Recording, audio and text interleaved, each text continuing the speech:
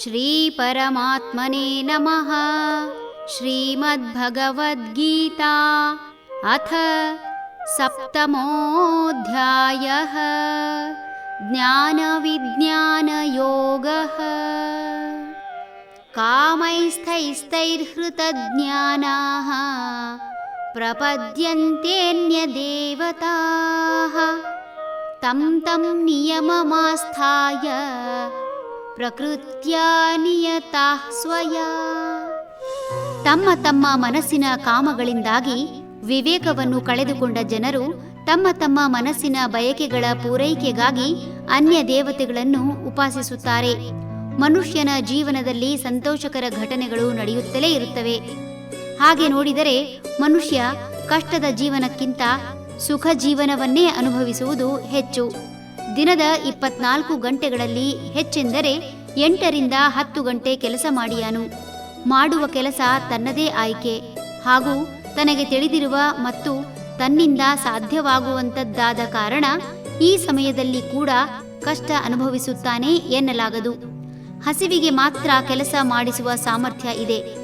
ಕೆಲವರಿಗೆ ಹೊಟ್ಟೆಯ ಹಸಿವಾದರೆ, ಕೆಲವರಿಗೆ ಕೀರ್ತಿಯ ಹಸಿವು, ಇನ್ನೂ ಕೆಲವರಿಗೆ ಉತ್ತಮ ಸಮಾಜ ಬೆಳೆಸುವ ಹಸಿವು, ಕೆಲವರಿಗೆ ಅಧಿಕಾರದ ಹಸಿವು, ಕೆಲವರಿಗೆ ದ್ವೇಷ ತೀರಿಸಿಕೊಳ್ಳುವ ಹಸಿವು, ಕೆಲವರಿಗೆ ಜ್ಞಾನದ ಹಸಿವಾದರೆ ಇನ್ನೂ ಕೆಲವರಿಗೆ ವಿಜ್ಞಾನದ ಹಸಿವು. ಹೀಗೆ ತನ್ನ ಹಸಿವನ್ನು ನೀಗಿಸಿಕೊಳ್ಳಲು ತನ್ನ ಸಾಮರ್ಥ್ಯ ಅರಿಯದೆ, ಸರಿಯಾದ ಯೋಜನೆ ರೂಪಿಸಿಕೊಳ್ಳದೆ ಅಡ್ಡ ಮಾರ್ಗದಲ್ಲಿ ನಡೆದು ಕಷ್ಟದಲ್ಲಿ ಸಿಕ್ಕಿ ಹಾಕಿಕೊಳ್ಳುತ್ತಾನೆ. ಹೆಚ್ಚಿನ ಸಮಯ ತನಗಾಗಿಯೇ ಉಪಯೋಗಿಸುವಾಗ ಕಷ್ಟದ ಮಾತೆಲ್ಲಿ?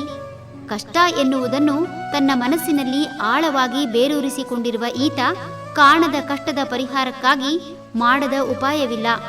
ತನ್ನ ಮನಸ್ಥಿತಿಯನ್ನು ಬದಲಾಯಿಸಿಕೊಂಡು ವರ್ತಮಾನದಲ್ಲಿ ಜೀವಿಸುವ ಬದಲು ಪ್ರಾರಬ್ಧ ಕರ್ಮದ ಬಗ್ಗೆಯೋ ಇಲ್ಲವೇ ಭವಿಷ್ಯದ ಬಗ್ಗೆಯೋ ಯೋಚಿಸುತ್ತಾ ತಲೆ ಹಾಳು ಮಾಡಿಕೊಳ್ಳುತ್ತಾನೆ.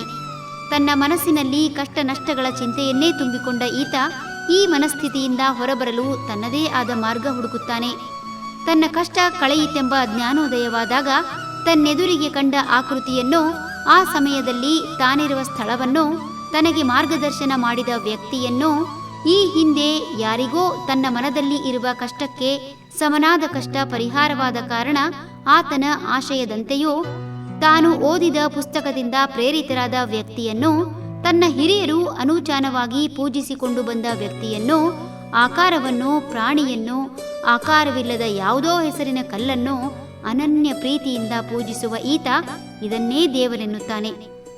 ತನಗೆ ತಿಳಿದಿರುವ ರೀತಿಯಲ್ಲಿ ಪ್ರೀತಿಯಿಂದ ತನ್ನ ಬಯಕೆಯನ್ನು ತೀರಿಸಿಕೊಳ್ಳುವ ಸಲುವಾಗಿ ಎಲ್ಲವನ್ನೂ ಅರ್ಪಿಸಲು ಆರಂಭಿಸುವ ಈತನನ್ನು ಅನುಸರಿಸುವವರು ಹೆಚ್ಚಾಗಿ ಇದೇ ಕೆಲವು ಸಮುದಾಯಗಳಲ್ಲಿ ಸಂಪ್ರದಾಯವಾಗುತ್ತದೆ.